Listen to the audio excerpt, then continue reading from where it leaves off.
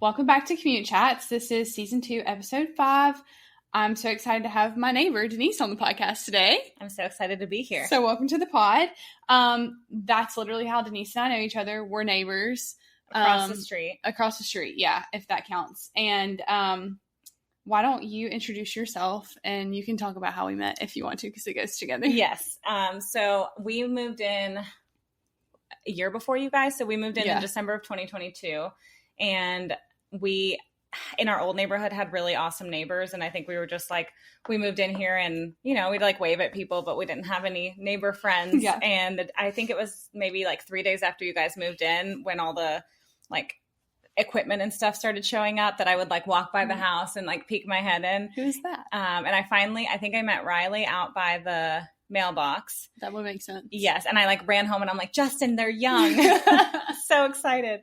So from there, I think you came out and introduced yourself the first or second time we met. And after that, I decided to take it upon myself to borrow your backyard because mine was under construction. Right. So that I could take my dog and my foster dog out. So I think before we ever hung out, I spent a lot of time in your backyard with my dogs. And your backyard was like getting...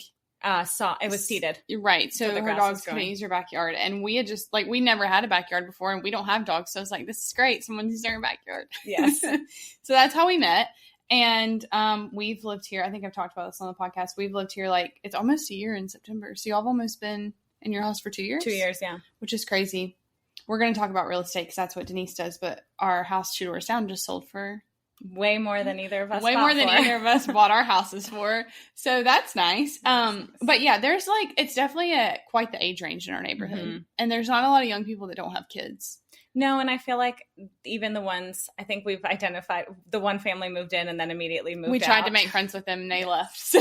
Yeah, so if anyone wants a really cool neighborhood, come to ours. We're interviewing for young families. Yeah. And we have like, how many houses do you think we have in our neighborhood? Like 35. 30? It's pretty small, but I would say there's like a group of people who've been here since they built the houses in the 90s. I think like over most half of them. The neighborhood. Yeah.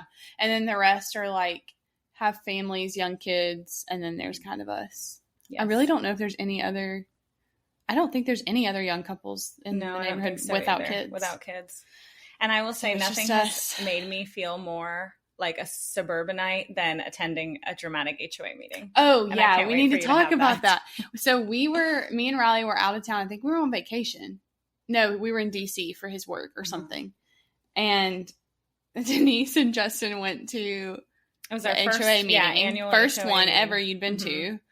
And we really wanted to go because there's just some like stuff going on that we wanted to hear about. And Denisse and Justin were sending us voice memos. We're like sitting in the back of the room watching people scream at each other, like texting play-by-plays. I'm like, videos. Please don't let it play back me recording them. The craziest thing was that this was just in somebody's house and people were literally yelling at each other. And this was over a tree. 20-year-old battle, a 20-year-old fence battle. Yeah, over a fence, over a tree that someone trimmed too short. Like, yeah, people just don't have anything. And now we're both proud members of the ARC. Yeah, we're members of our, what does that stand for? Architectural Review Committee. Right. So we would review, like, if someone wants to paint their house white, we would review it. And the reason we volunteered is because the ARC declines everything, and we want people to paint their houses white in our neighborhood because it's good for us. And your neighbor, right, got denied by the ARC. Who knows who was on the ARC? But we haven't gotten any requests to help with the ARC since we volunteered. 8 months, and we haven't been called upon for any duties. So literally none. So, anyways, that has been a little crazy. So why don't you talk about your dogs? Because that's like how we met. Like, thanks to Bruno, I feel like now we're friends. And Gabe, yeah. So I have a dog rescue called Home for Good, and we started in 2019. I lost my dog of 14 years, and I was really sad. And I knew I didn't want a dog also funny story. Maggie's name is really easy to remember because our dog's name is Maggie. Yes. And when I told my husband, I was like, well, the only thing is her name is the same as our dog's name, but I feel like we can get past that. So our dog, Maggie, we still had her, but when we lost Franco, who was my first dog, I got him when I was 14. I was super devastated, and I wanted to do something like in his honor, but I wasn't ready to get another dog. So I started volunteering at animal control. And my mom has always been like super passionate about dogs. We've rescued dogs my whole life, even if it wasn't formally. So when I started volunteering at animal control and I saw how bad it was, so I pulled my mom in and she pulled my stepdad in and my sister came, and it ended up becoming this like family thing that we did every Sunday where we would go and walk dogs at animal control. And what we started discovering is you're so limited to what you can do to help when you don't have a license and you don't have a nonprofit. Yeah. Like if we wanted to help a dog get rehomed, we'd have to pay an adoption fee. We couldn't take them out of the shelter at all. We couldn't take them to the vet. So my mom is really amazing in this way that if she wants to do something, it does not matter what it takes to do it. She will do it. Yeah. I have an attorney friend and I asked her, I said, my mom wants to open a nonprofit. What's that look like? And she said, oh, the paperwork is very complicated. You're probably going to want to hire an attorney to do it. And I was like, okay. 2 days later, my mom calls me and she's like, hey, great news. We're a nonprofit. And I'm like, wow, you figured it out in 2 days. Right. Okay. And then I'm like, well, we still have to be a registered license or a registered rescue. And that requires a Department of Agricultural license. They do like audits. It's a lot of work to get there. Right. So same thing. I told her, I'm like, well, just wait. Like we need to go through the licensing. 2 days later, she calls me and she's like, hey, we're a licensed rescue. So I, to this day, don't know how she did it all because it should not have happened that quickly. And she's like, it's not like she has any legal experience or any. Right. She doesn't have previous experience that would help her. She was just like, I'm going to do this. And so she did it. So we kind of stumbled into being a rescue. And then we started first just being foster based, meaning we would only pull dogs when we had a foster for them to go to. Okay. And my sister's involved as well. And my stepdad and my brother dabbles. Right. So we all kind of took turns fostering dogs. We would find other people to foster. I've made some really, really amazing friends through it.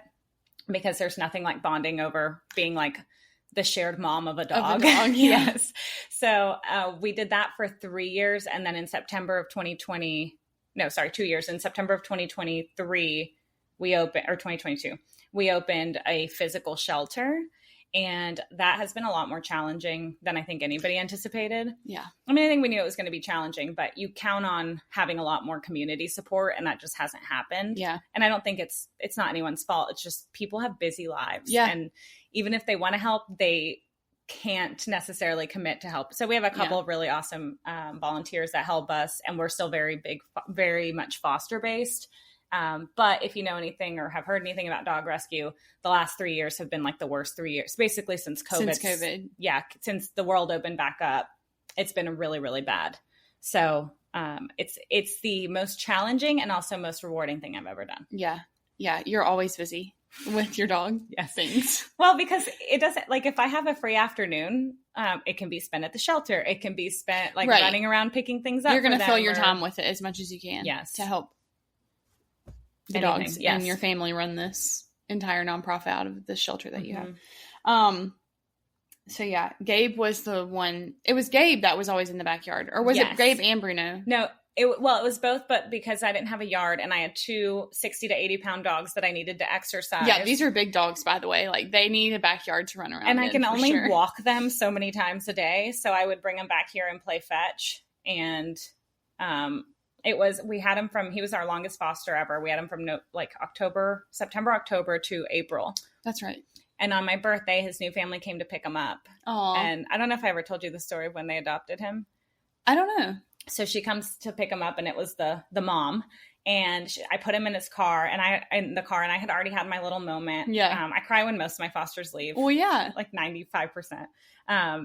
But this one, I mean, you were attached. Baby. Yes. For sure. So I put him in her car, and she was like, and I give him his kiss, and I tell him to be a good boy. And she's like, I just feel so bad that I'm doing this on your birthday. And as I turn around and I just start feeling all the tears coming, and I'm like, it's the best surprise ever. And I just stormed into my house embarrassed so that she wouldn't see me sobbing. Oh my gosh. That's so sweet though.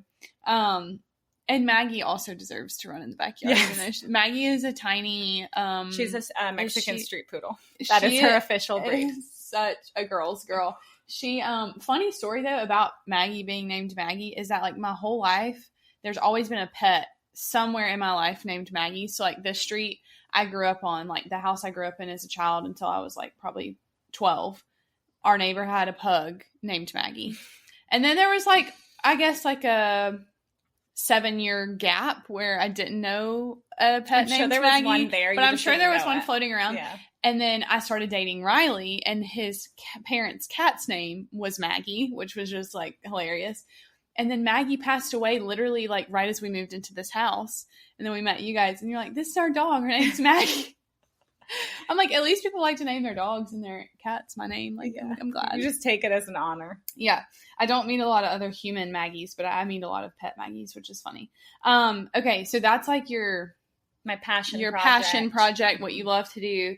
Now I want you to talk about your other portion of your career, which is also very time consuming, the pain portion. Denisse is in real estate. So why don't you tell us like how you got into real estate, like how you found out you wanted to be in real estate, and like the career progression of that. Yeah. So funny story. I actually did not know I wanted to be in real estate. Okay. I have a 4-year bachelor's in psychology, which I did not know that. You can't do a thing with. Like, literally useless. So I actually graduated high school a little bit early, and I started college really young. So I started when I was 17, and I feel like they don't do a very good job of like career coaching you. I'm sure everybody else has had a similar experience, unless you just like were born knowing what you wanted to do. Right. But I got 3/4 of the way through my 4-year degree before I realized that I would have to go to school an additional 5 years to do anything in my field. So I just decided I'm going to graduate and I'm just going to find a career. Something else. And I got into marketing at a dental office. I didn't know that. Yes, I did. It's a celebrity dental office. Ooh, that's fun. Luxury dental office. Like, where is it? Like in Buckhead? It's in Buckhead. Okay. And they do all the celebrity smiles. Oh, that's a fun marketing job. So they actually, versus like a normal, and I say that to not to brag about all the celebrities I met, which I only met 2, and I was so embarrassing. So I won't even talk about that. Zach Brown, because we were doing something for his charity, and I saw T.I. Oh my gosh. That counts. It counts. But that to say, like normal dental offices, I'm sure, don't have an insane amount of marketing. This one did. Like we had Sky Miles ads. We had TV. They looked at TV and radio. They just did a bunch of different magazines and social media. So I did marketing for them right when I graduated. And about 6 months into that, I just I liked what I was doing, but I didn't see like a long-term career path in it, just it being a smaller office. And my husband at the time was a police officer and was actually looking to get out of policing. And he was like, I think I'm going to go interview at this real estate office. And I was like, oh, that sounds interesting. Literally, I've never thought about real estate a day in my life. So I went and I interviewed with him. And I did not know that. That's so funny to me. And then he went into roofing, and I went into real estate. Either. He was in roofing for like 1 second. Okay. And so I got my license, and I'm very much like, if somebody tells me this is the way you do things to be successful, I'm going to do it that way because I don't know any better. So they told me you have to dive in like full-time, be at the office every day. I was 21, by the way, when I started. Yeah. So I got my real estate license. I quit my job. I was like, I'm going to be a real estate agent. I'm going to be a real estate agent. Bye, everyone. I'm going into real estate. Yes. So my first year, I showed up at the office every day. I called people. My friends were like trying to figure out what sorority they were going to be in. And my parents' friends were like patting me on the head, like, oh, that's so cute. You're in real estate.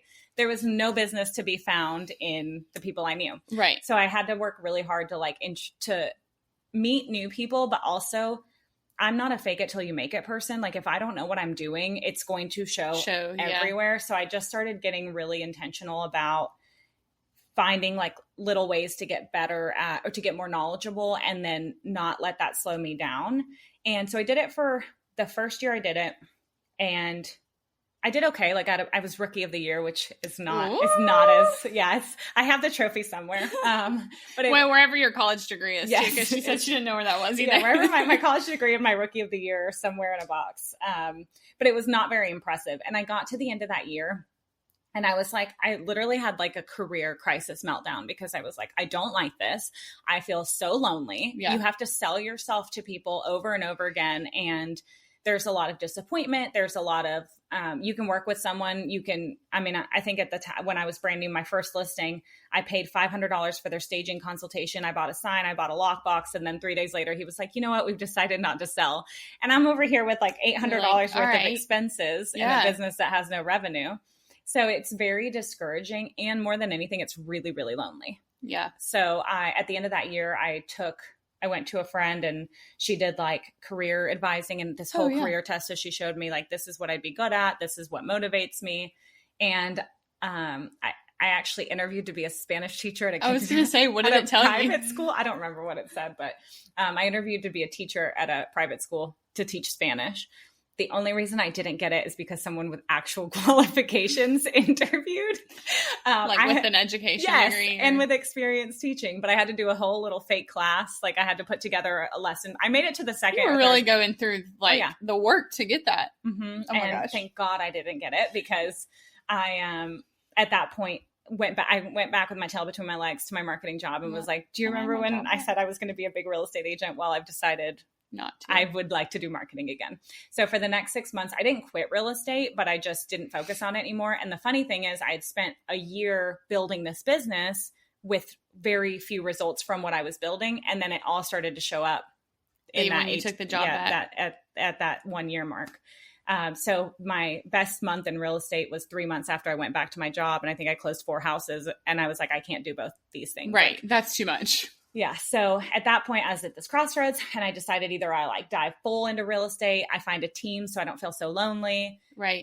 Or I do marketing and real estate. So you were doing real estate on your own. Mm-hmm. Like you weren't part of you always have to be part of a brokerage. Okay. So I had my license hung, but I didn't have a brokerage is like one broker to 500 agents.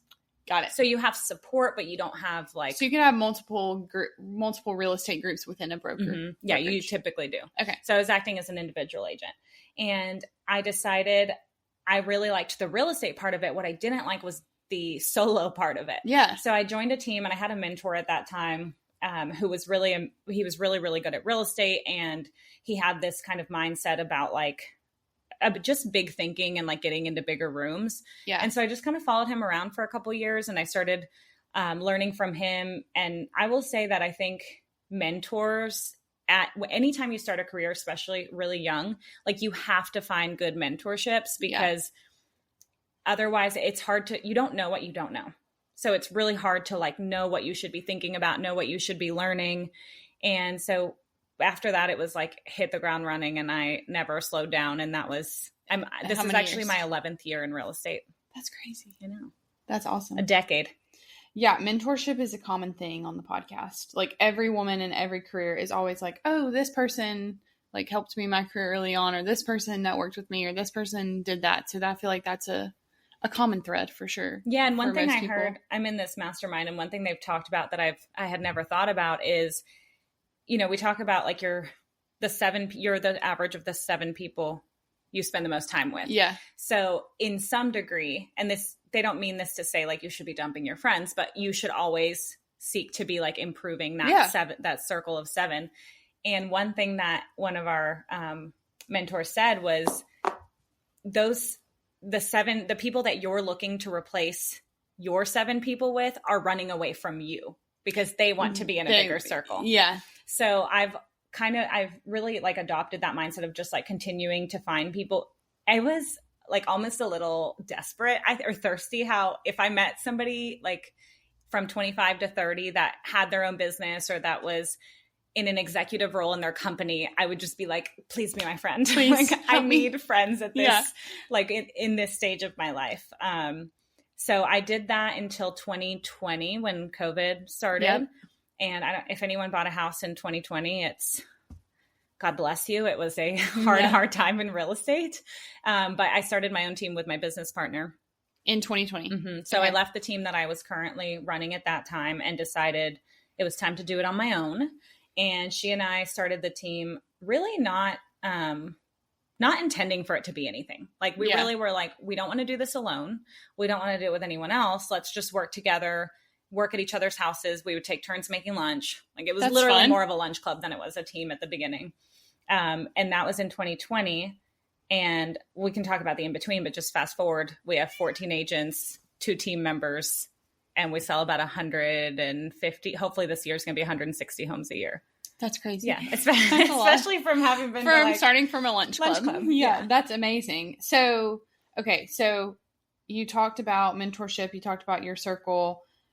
Do you feel like the same people that you like helped you start in your career, do you stay connected with those people? Or like you said, is it constantly changing? Like how do you expand and grow your network now? Or do you feel like you need to still now that you're at... I always feel like I need to. Like I don't know that I would ever hit this pinnacle of like, I've made it. Good. Yes. Yeah. But 2 years ago, we joined this mastermind that was it's national, and we meet 4 times a year. Okay. And the people in that room, like I remember the first time I got invited by a friend to like sit in, and it's membership only, but you get your first one, you can go as a guest. And I was sitting there and I was like, I am so dumb and poor. Like, and obviously I'm not dumb and I'm not poor, but compared to, I was the dumbest and poorest person in that room. And I thought, well, I want to be like them. Yeah. Yeah. So that was my like next step of mentorship, was kind of realizing, I may not be able to find everyone I need immediately geographically around me. And I will say, like I said, I'm a very big proponent of mentors, but I also think you can outgrow your mentorships for sure, and your mentors, and you can have relationships that stop serving you at a certain point. And so I think for me, a lot of, I'm obviously very big on partnership because all my businesses have been through partnership, but when I left the partnership that I was in, I left with very little like esteem about what I could do and like confidence in my own abilities. Right. And I hate to say this because it makes me feel like not super great about myself, but it took a lot of external validation for me to start get to that point. Well, for me to even just start believing I was capable of like running a business. Yeah. So when I left, I had a lot of people be like, "Oh, you were so amazing and you did this and you're like so impressive." And I was like, "No, I'm not." I don't think so. I think that's someone else. I'm the same way. Like it. Yeah, like I have to have the same thing. And I'm like, why do I need, like, I know what I'm capable of, but you kind of don't until people start telling you and they're like, oh, maybe I am capable of that. When we really should know that we're capable of it because our work shows it. Yeah. And I think a lot of it is, I hate to say it's a woman thing because I don't think it's a woman specific thing, but I think it happens more for people who are naturally humble and naturally accommodating. Yeah. Because you're always going to be looking for like how to serve other people. Yeah. And it's hard to know that you're doing that right without that validation. Yeah. So it really did take a long time, a lot of external validation for me to start seeing, okay, like I have the capacity to build something really cool. And the other mentors I had at that time, or the other like work relationships, for them to say, like, you can do this if you want. Right. That was huge.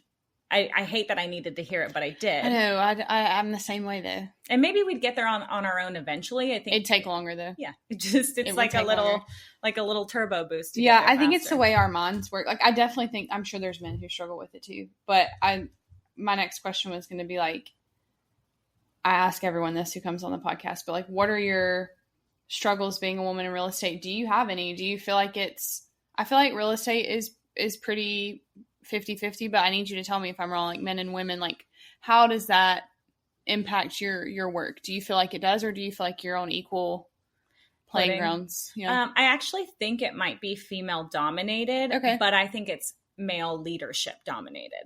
Okay. So you're still seeing males like run the brokerages and even higher than that? Like what is more like the big team leaders or the people who are like highlighted a lot? Like there's a lot of powerful women in real estate. And I think the last maybe 5 to 10 years, people have made it more of a point to highlight those women. Right. But for a long time, the stages were like 30 to 60-year-old white men. And you're like, yeah, I'm like, can we get a little bit of variety? Yeah. So I would say I felt like it was, and like commercial is still very heavily male dominated. For sure. And any, I think, industry where you have, it's not even competition because it is competition. But when you're working with another agent, it's supposed to be like collaborative and cooperative. Like everyone wants the same thing. So it's really funny to see the way that sometimes being a woman, the role that plays in that, and the way that sometimes men can treat you differently or feel like they have more of a capacity to like run you over because you are a woman. Right. Which it's not unique to real estate. It's not unique to any industry. But it is interesting even in a maybe female dominated or female heavy, I would say, you know, you're looking at like maybe 70-30 or 60-40. It's still the same thing. Like it's still men at the top being treated differently. Like it's still the same kind of. Even clients, like sometimes interviewing, I have had at least 3 sellers that have interviewed me that I feel, and I would admit if I like, I'm sure there are people who haven't hired me because there's been a person they vibed better with, a person I felt was more capable. But I know there's been a couple where I'm like, I lost to a white male in his 40s because they either perceive me as too young or too Hispanic or too female, or that combination. To fill in the blank. Or the combination of the 3 didn't, I guess, inspire confidence. Yeah. So I do think it's like affected it to some degree, but I feel like our industry is doing a better job of like trying to push those women forward. Right. And make it more even in the leadership part of it. And I also think kind of like what we were talking about with the external validation, that some of it is, it's not necessarily about being a woman. It's about like where I mess up is the assumption that everybody, just because I'm going to treat anybody with kindness and respect, that everybody else will treat me with kindness and respect. And I don't know if you've ever had a situation where someone's been so rude to you, like so unexpectedly rude, and you're like, that you feel like you've been like gut punched, and and then, you know, I'm in the shower 4 or 5 hours later and I'm like, oh, I should have said this. I should have said that. I know that is the worst part, is the comebacks. Like in the moment you're just in shock and you're like, why would someone say that? And then later you're like, oh, I should have been firmer. So many good responses. This or that. Yeah. It's really interesting. Every person I've had a lot of career paths on here, and there's even been career paths where I've expected people to be like, oh no, like it's pretty, you know, it's pretty like straightforward. I feel equal. Like I don't think I've had a single person say that on the podcast. Really? Which is kind of sad. Disappointing. Yes. I'm trying we're going to change it. What it should be. Like where it could, sales should be pretty. I think sales would be one of the most even because it's so performance based. Yeah. I would say like healthcare, depending on like nurses, or like I had some friends on here who work with mostly women. I would say they have the least. But they have other things that are so much harder as well. Like they deal with like patients who are dying every day. So like, I don't even know that they have time to worry about if they're being treated equally. So also welcome Ella to the podcast. I'm Ella's unofficial cat sitter. So. Yeah. So it's really interesting because in corporate America, it's similar. In real estate, it's similar. Like the theme and the pattern is always pretty much the same, is what I'm trying to get at, which is, and that's why I think, yes, still a problem to some degree. It's being a woman, but I think the other portion of it is having the traits that women tend to have, and just having that expectation. Like we don't come out with a ton of ego thinking like everybody should respect us and talk. Like, I don't know. I don't have enough ego, I think, to like, respect me. I'm like, well, just respect, like just respect. Yeah. Just be kind because I'm kind. Yeah. Yeah. It's an ego thing. We have more empathy. We're more accommodating. We think of other people first. Most of the time we're more like servant minded. And I'm not saying all men, but like men who are competitive in whatever career field they're in probably aren't thinking about how to accommodate or how to be kind or how to have empathy. And so then you have one person, and I imagine in real estate, like if you have a male agent as the seller's agent and a female as the buyer's agent, like that's where I imagine, like, I don't know, I feel like there could be some issues there, or just like you said, like your own clients, like, oh, she's a female and I have this person I'm more comfortable with. I had a older, like grandpa aged man whose house I was selling start cussing me out on the phone. And I was like, Barry, if you're going to talk to me like that, I'm not going to listen. And I was like, you can call me back later. But like, you know, I'm sure in my mind, I'm like, you can call me back when you're, but I'm sure like, Barry, just call me back when you're going to be nice. Yeah. That's like in my mind, I'm like, yeah, you better call me back when you're going to be da da da da. And really like, if you wouldn't mind, just call me back. Yes. And to be fair, I was like 20, maybe 23, 24. So I feel like I handle those situations a lot differently now. But sure. Even then I was like, that's not a boundary that I'm comfortable with anyone crossing. Like, I don't need to be treated like that. No, it's weird and uncomfortable and not called for. Okay. So we covered, I would say, how you got in real estate and being a woman or minority in real estate, what that's like. Now I want to talk about your advice for home buyers. And I have a lot of people who listen to this podcast who are probably like finishing up college, trying to figure out what they want to do with their life. And also a lot of people like who are single and in their 20s, a lot of young marrieds. Like most of my podcast listeners have probably not bought a house before or are like trying to buy a house or just bought a house. Okay. So like my first question is, what would be your like top 3 things that you would tell a first time home buyer to prepare in buying a home? Like how can they prepare for that? Okay. So top 3 things to prepare would be start sooner than you think you need to start. So a lot of the times people start having the conversations, like start finding their agent and their lender when they're ready to buy. And that doesn't always put you in the best position to buy because there are things like credit, income, if you get paid any like different or creative way, if you have any hits on your credit. If you start sooner, you can put yourself in a lot better of a position. And if you start sooner, you open yourself up to more programs or more options versus like being like, okay, my lease is up in 60 days. I'd like to buy a house, which you can also totally do. Like we're totally open to the rushing or the like moving fast.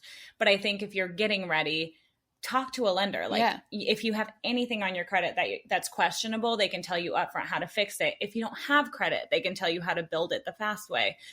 I think a lot of these things we go to the internet for, and in some ways, I mean, the internet's amazing. You can get so much information off the internet, but you can also focus on the wrong things, go in the wrong direction, and end up hurting yourself more. Right. So I would say 1 is start preparing earlier, even 6 months prior than when you think you're going to buy. 2 would be interview more than one agent. Okay. Or go based on a recommendation, but don't just go based on a recommendation. We help a lot of people who either have used another agent in the past and they didn't have a great experience, or they like start with an agent and then they're like, oh, well, I missed out on this house I loved because my agent didn't call me back for 5 days. And it's like, it's not really how real estate works. That's not ideal. So I think if you as a first time buyer, you don't know what you're doing. Like you do not buy houses every day. So no one teaches you. No. And there's unless your parents like randomly taught you, which is like such an anomaly. But even then that was like a long time ago, and buying a house is probably different from them than it is now. Parents in real estate are another hot topic.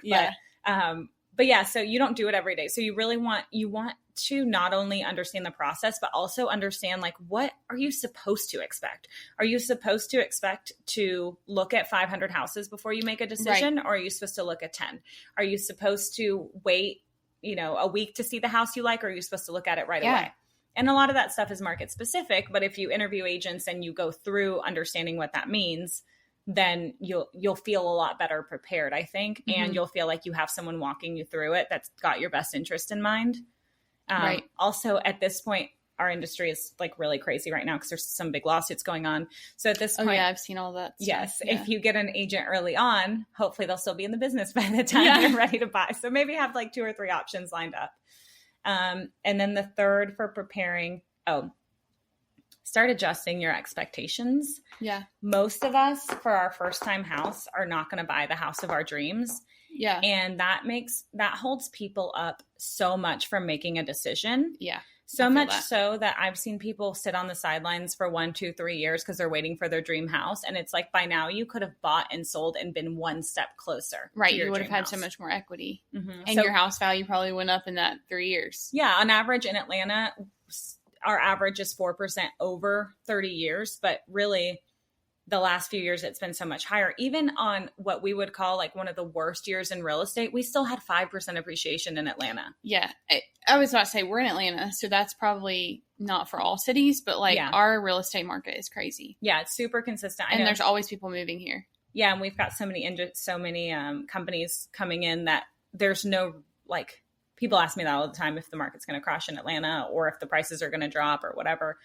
There's not any indication they would. We still have more people living here than we have available houses. Yeah. So things are always going to ebb and flow. There's always going to be little pockets of opportunity, but in general, things are pretty stable. Mm-hmm. And this is not in the top 3 things to prepare, but I would say it's my like biggest piece of advice is stop trying to time the market.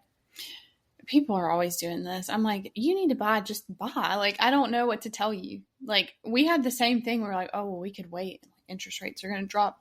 I'm like, how would we know that? There's some indicators, right? It's also an election year.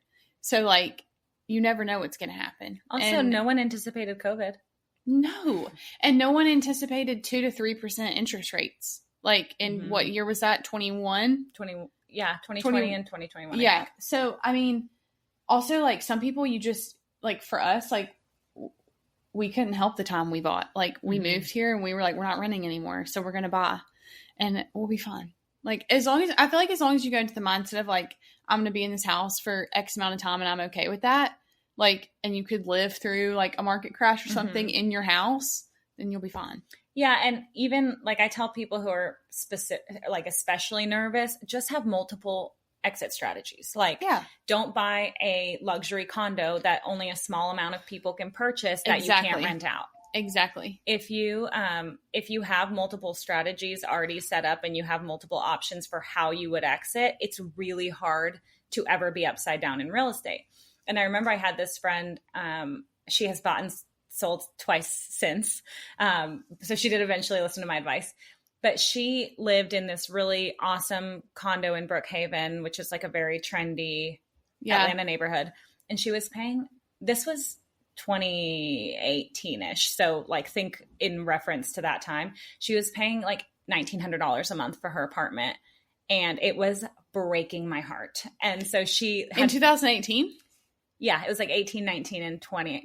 It might even be a little before that. So it was expensive. Yeah, that's a lot. She was in that condo for 3 years. And I did the math, I think it was at that point, and I was like, you have paid $54,000 to live here. That's a 10% down payment on a $500,000 house. And she said to me, she was like, well, but what if I buy something and then I want to leave in 2 years, then I'll lose money on it. And I told her, I said, there's a small chance that you could lose a little bit of money, break even, or even make a little money. Yeah. But there is a 100% chance that if you stay here one more year, you will lose $18,000. Right. Like, you're going to just keep losing money. Yeah. I mean, it was brutal. And she did end up buying a condo and having to sell it for a little bit less than she bought it for, because we had that whole thing in Buckhead where it got really dangerous for a minute and the values dropped. Yeah. Is that better now? Riley always says, like, Buckhead's dangerous. And I'm like, oh, all the rich people live there. I'm sure it's fine. I'm sure it's fine. They were trying to make their own city for a while, and I don't think they were successful. Okay. It's a lot better. It's so rich. But there. It was rough. We went to dinner one night there at this, like, very mediocre restaurant. Our bill was like $115. I was like, I'm not even full. And it wasn't that good. What restaurant was I don't remember. I'll have to look up the name of it. And we met some friends down there that I hadn't seen in a long time. And, like, the company was great and it was really fun. And, like, it wasn't bad food, but I wouldn't have paid, like, $100. Like, I had one drink. Yeah. And, like, it was, like, small plates. Yeah. And it's a very, like, upscale neighborhood. And I will say, I think there's definitely pockets of it that probably, like, I wouldn't walk around at 1 a.m. But that's what I told Riley. But, like, would I walk around my neighborhood at 1 a.m.? Like, yeah, I'd be fine. But, like, I wouldn't prefer it. Last night. Yeah. I'm like, I wouldn't prefer to walk around anywhere at 1 a.m. by myself. But, like, yeah, not downtown or anything. But so she ended up selling for a little less than she bought it for, or maybe she sold for more than she bought it for, but she had to pay commissions and all that. So she ended up losing, I want to say it was like $1,200. Oh. And had she stayed at her apartment, she would have lost $36,000. Right. And she got you get a lot of tax benefits when you own a house. So right.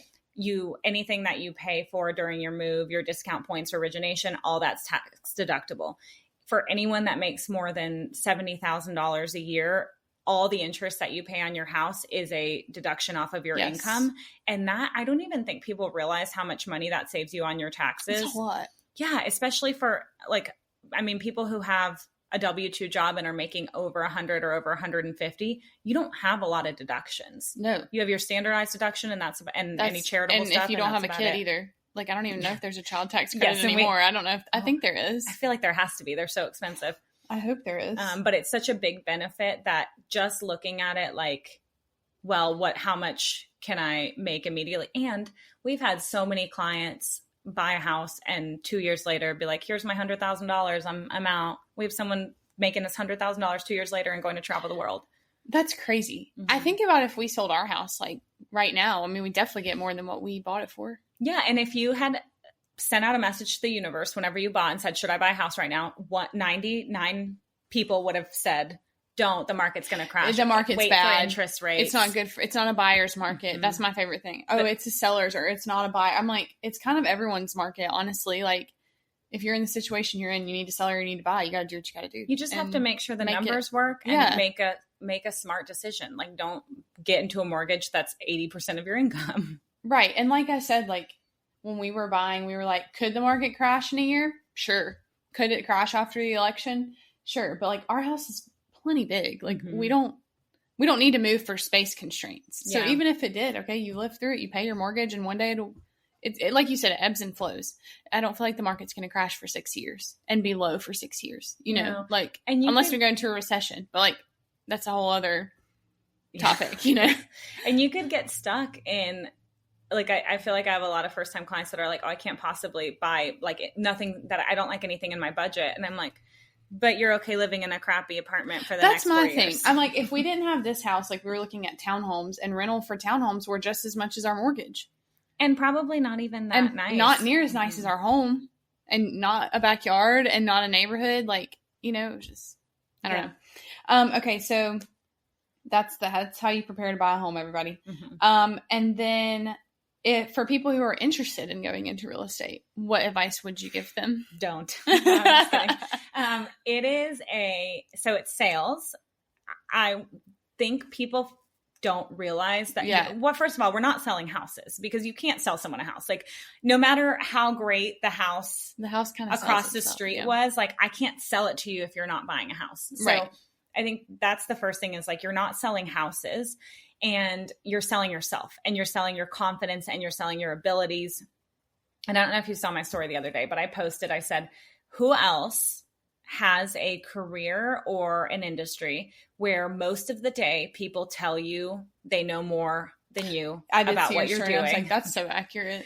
Yeah. I mean, literally yesterday I talked to a man who spent 40 minutes telling me the history of the real estate market for the last 10 years. And I'm like, sir, not only are you wrong, but I'm the expert. Yeah. And I do this every single day. Yeah. That would be so weird if someone was like, I can only think of 1 or 2 times where someone's been like this, but if someone was like, I know more about supply chain than you, and I'm going to tell you all about the supply chain at Ford in the last 5 years, I'd be like, no, you're not.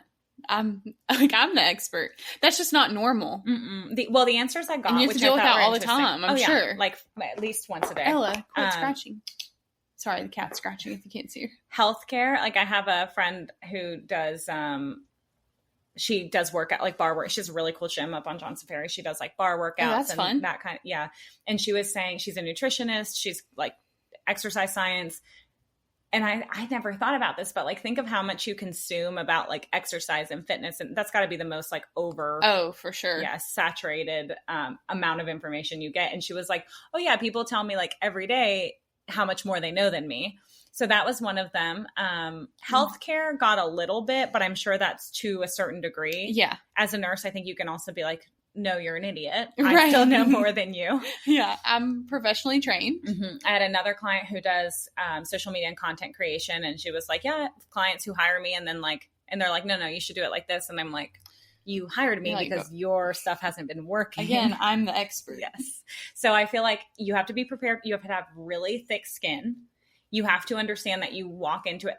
I genuinely think it should be illegal for real estate agents to sell houses their first year without any help, because you don't know anything. Like, we take a 40-hour pre-license course, and then you go and you take a test and you have a license, and now you are licensed to handle people's biggest transaction.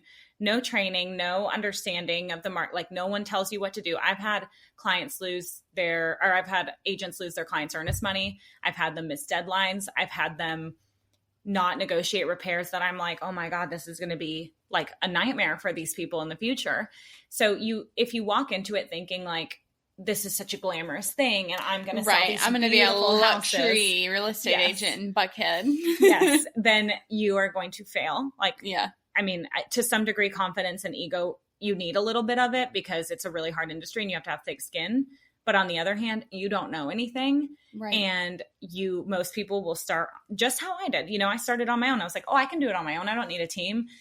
And then I was like, oh no, I'm an idiot. I need a team. People. Yes. Yeah. So I think I'm not saying don't go into it at all, but be prepared to sell yourself, to be discouraged. You're dealing with, and I don't know, you guys are very, I feel like, even keel and like have very calm temperaments, but like people are crazy. It brings out, I feel like it brought out my like stress and kind of crazy. Like I'm not crazy, but it definitely brought out me like panicking and stuff. So imagine someone who's like already kind of, well, it's high emotions, it's deadlines, it's drama when it does not need to be drama. It really is. It's really a lot of drama, but I could see where people like really go too far. Oh, I mean, the things that I've seen deals fall apart over, like weather stripping. Weather stripping is $35. What? Go get some from the store and fix it yourself. Someone feeling like someone said, or like someone feeling like someone said something negative about their house. Well, we're not selling it to them. I'm like, well, either way, like you get the check at the end. You're not going to live in it anymore. Who cares what they think about your house if they're paying you? So it's a very high emotions, very high tension job, and people dump on you at all hours of the day.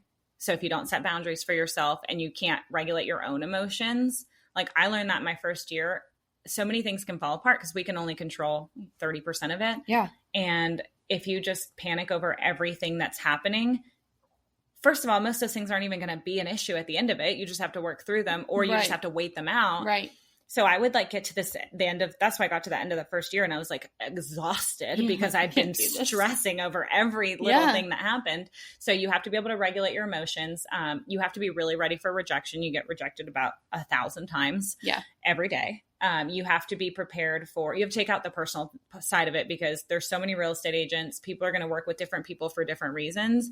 And I know the first few people, like friends or people I knew that close to me that I'd see on Facebook, they bought a house and I'm like, well, why didn't they call me? Yeah. That's hard. Yeah. Or even clients, you know, I think I've had one client break up with me where they like decided not to buy with me and bought with somebody else, and that hurt. But you just have to be like, understand that there is rejection and that it's not personal and it can really like knock you down. Yeah. And real estate's not glamorous. Like it's not showing and selling $1 million houses. My average price point my first year was $120,000. Yeah. I was like driving all over town. I mean, I drive an average of 20,000 miles a year, basically just showing houses. I don't do that much anymore, but yeah, it's really, really hard work. And it's really, really hard work where people are always challenging what you're going to make. It's very high risk. You can work with someone for 8 months. You can show them 100 houses and then they don't buy. All that expense is on you. Right. That loss is on you. You can have someone change their mind. You can have someone. So the joke is like dads come and they wreck the deal. Yeah. My dad definitely could have wrecked our deal for sure. He was the only one that saw our house before I put an offer in because we lived in Michigan and DC at the time. And I was like, Dad, you got to drive to Atlanta. Like I like my real estate agent was great. And she sent, she FaceTimed me through the whole house and I trusted her. And she was like, I love it. Like, I think this is going to be great. But I'm also like, yeah, you're also selling me the house, you know? But I did trust her and she was fantastic. And, so I was like, okay, I trust you. Like, but I'm going to have my dad come look at it, and she's probably thinking, oh, great. I think she even made a joke or like we were joking about it. And, I was like, I promise he won't wreck it. Like, and he did good. He found a couple things that weren't like major, but dads definitely are going to come with their like 10-point checklist. Like they might as well get on the roof. Yes. Like, honestly, I think he was asking like when the roof was installed, windows, he was looking at the drainage. He really liked that our backyard had a retaining wall recently built. That really did it for him. So, I was like super thankful for Lauren because she had to like literally put up with my dad by herself. Like I wasn't even here. Yeah. She just was like, all right, I'm going to meet your dad and he's going to come. And that was nice. But I could definitely see how dads could wreck the deal. Yes. Yeah. And it's also one of those things where you tell somebody, I'm buying a house and you have 100 outside opinions. And if someone bought in a different market or a different time or a different state, all the information they're giving you is so varied and so non-specific to you. And like you said, to some degree, like you want to trust the agent you're working with, but to some degree, you have that feeling of like, well, but they're tied to the end result. Right. And I think that's something that it's hard. It's almost impossible to separate that, because even if you're a great agent, like at the end of the day, I think all your clients are going to think that, but the difference is like, I feel like you talked about communication and like agents who aren't really responsive and stuff. For me, how I trusted my agent was like, she was constantly sending me stuff and constantly reaching out to me, communicating with me, answering all my questions, helping me be a new buyer. I'd never done it before. I was pretty much doing it alone because Riley was gone in training and he couldn't be involved. And so that made me trust her to be like, okay, I do believe her that this house is a good house. I also think it helps that I'm sure there were some she walked in that she was like, we walked, oh my God, the weekend. Okay. I'll tell the story and we'll be done. But the weekend, so I lived in Michigan. Riley was in DC. We were kind of in between both places. He could not house hunt. So my mom and dad, I flew in, we drove to Atlanta, and my real estate agent, she was like, we're just going to look this, because we weren't putting in offers yet, because Riley had some exams he had to pass before we could put offers in. But this was probably like 2 months out before we put an offer, or like a month and a half out before we found this house. And she pulled all these houses like in our price range in like school areas that we wanted. And we went like all over the suburbs because I'd never. Yeah, and you weren't held to a specific area. We looked in Beaufort. We looked in here. We looked in Roswell. We looked in Alpharetta. We looked literally all the northern suburbs. And like every house we would walk into, we'd both look at each other and be like, ooh, like this is not good. And so I knew she liked the same things I liked too, which helped. But it was the most discouraging weekend probably of my life, because we were walking into these first of all, I didn't want to buy a $500,000 home. Like we could, but I didn't want to. I was like, I'm staying in the 400s. Like then I can spend more money on travel and stuff. And we were walking into these like $500,000 homes that the floors were literally slanted. I'm like, this is not going to pass. And like, I'm going to have to fix like structural issues or like basements that had water damage, and like you could smell it or you could see it. Oh, a $400,000 house in Alpharetta is like a shoebox. Oh yeah. We looked at, we really wanted, like before we knew like Roswell, like real estate, we really were like, let's move to Roswell. Oh yeah. It's such a cute area. It's really close to like 400 and stuff. And we found this like older home that had been renovated in like an older neighborhood that was like, but really well kept neighborhood. And I fell in love with it, and it was like under contract the next day, and I couldn't even put an offer in. So like that was the only one I found that I really liked. And we did come around this area, not quite as far north, and I liked the area. So at least that helped me. I was like, okay, I like Marietta. And so then we kind of focused it from there. But yeah, that helped because she liked the same things I liked. And I was like, okay, if you like this house, then I'll probably like it. Or if you don't like this house, then I probably won't like it. Well, and also we're trained to like see things differently. So where you walk in and you might see like a really cute decorated living room, I'm like, oh, there's some old water damage. Like, right. That's rotten. Like it's like a different type. I'm not looking at, because they can trick you so easily with furniture and like cute decor. Oh, yeah. So I just had like a couple come in from out of town, and it was the same thing. They were looking in, Pope District, which is one of the more expensive districts in East Cobb, under 500. And the first two houses we walked into, you're not going to find anything. I was like, hi, I'm Denisse. I don't know you yet. You're not buying this. This is garbage. And I think they were just like, well, what if we want to buy it? And they walked through it and they were like, okay, yeah, we don't want to buy this. No. And the school districts are really crazy here. Like I would say we live in, not the worst, but not the best high school district. Like, no, it's like a 6 out of 10. I think. Just average. The elementary, our elementary school is fine. The one down the road is like a little better, but like to live in East Cobb in the prestigious there's like 2 or 3, and I look all the time at that real estate, and it's like if you want our kind of house, you're going to be paying like 7 to 8, which is fine for us. Like if we wanted to move that way, like once we have equity and make money off this house, but it's honestly that's so far away that like our high school could be a 10 out of 10 by the time our kids are in school. So you just never know what's going to happen. But I feel like in Atlanta specifically, I don't know if you feel this way, but school zones make such a difference in how much money people can sell their houses for. Yeah. And it's funny. There's one school in Marietta that's really bad. It's like there's 2 that are really low rated, but like one, Osborne, is the really, really low rated one. And people will send me like this house at $300,000 in Marietta. And they're like, it's in Marietta. And I'm like, It's in Osborne. Is that like more? It's South Marietta. Okay, South Cobb. It's the school's not great, and then the area was very industrial, switched to residential, so it doesn't have good vibes. Ideal. We went to a couple houses, and I was like, okay, there's like 700 warehouses on this road. Like, I'd rather not live by a bunch of warehouses. But I feel like for any like young couples, young families, like Roswell, Alpharetta, Marietta, some of Norcross, Peachtree Corners is amazing. All of those have great school options. Sandy Springs, their schools are, some of them are okay. Some of them are actually not great for it being such an expensive zip code. Yeah. But like, I agree. I wouldn't get so hung up on being in that exact area because like, you know, we are a quick Uber ride or a quick drive away from downtown Roswell. Yeah. We're super close to downtown Marietta. Like I lived a mile and a half away from downtown Marietta for 2 years and literally went down there like as often as I do now. Yeah. And honestly, like if we wanted to go downtown, we're like 30 minutes from Midtown.